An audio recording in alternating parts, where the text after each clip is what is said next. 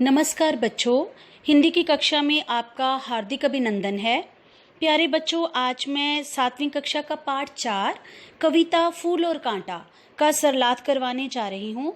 फूल और कांटा कविता के रचयिता हैं अयोध्या सिंह उपाध्याय। प्यारे बच्चों, ये कविता देखने में पढ़ने में बहुत छोटी है, परंतु अपने अघोष में विशाल अर्थ समोए है। कविता इस प्रकार है कि है जन्म लेते जगह में एक ही पौधा उन्हें है पालता। इसका अर्थ है कि फूल और कांटा एक ही जगह पर जन्म लेते हैं।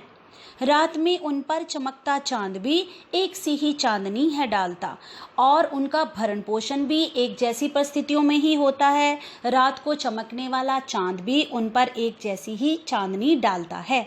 मैं उन पर बरसता एक सी उन पर हवाएं है बही। मेह का अर्थ है बारिश। बारिश भी उन पर एक समान होती है, एक जैसी हवाएं भी उन पर एक समान ही बहती हैं, पर सदा ही ये दिखाता है हमें ढंग उनके एक से होते नहीं।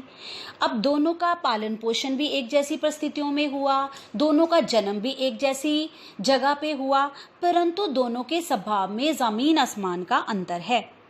छेद कर कांटा किसी की उंगलियां।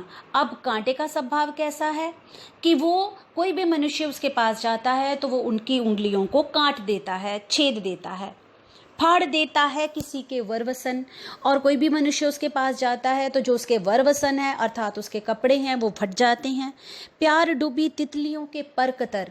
और प्यार से डूबी हुई तितलियां जो फूल का रस पीने के लिए आती हैं उनके परों को कतर देता है। बवर का है बेंद देता श्याम तन। और जो भंवरे फूलों का रस पीने के लिए आते हैं उनके श्याम तन को अर्थात उनके काले शरीर को बेंद देता है। अर्थात कांटे का स्वभाव कैसा है? दूसरों को कष्ट देना। अब फूल का स्वभाव कैसा है? उसके बिल्कुल विपरीत। फूल लेकर तितलियों को गोद में बवर को अपना अनूठा रस पिला। और जो फूल है वो प्यार से डूबी हुई तितलियां जो उसके पास आती हैं उसको अपनी गोद में बिठाता है और भंवरे को भी अपना अद्भुत रस पिलाता है। निज सुगंध और निराले ढंग से है सदा देता कली की जी खिला। और अपनी सुगंध से, फूलों की सुगंध से सारा वातावरण महक उठता है। अपनी सुगंध से वो सारे वातावरण को महका देता है और अपनी सुंदरता से सारे जग को आकर्षित करता है। सबका मन जो है वो प्रसन्न कर देता है। एक है खटकता सबकी आंख में, दूसरा सोता सिर शीश पर। अब दोनों के गुण अलग अलग हैं। कांटा जो है वो दूसरों के उंगलियों को फाड़ देता है, कपड़ों को फाड़ देता है, तितलियों के पर कतर देता है। और जो फूल है वो तितलियों को अपने गोद में बैठाता है, भंवरों को अपना अनूठा रस पिलाता है, अपनी सुगंध से सारे वातावरण को महका देता है।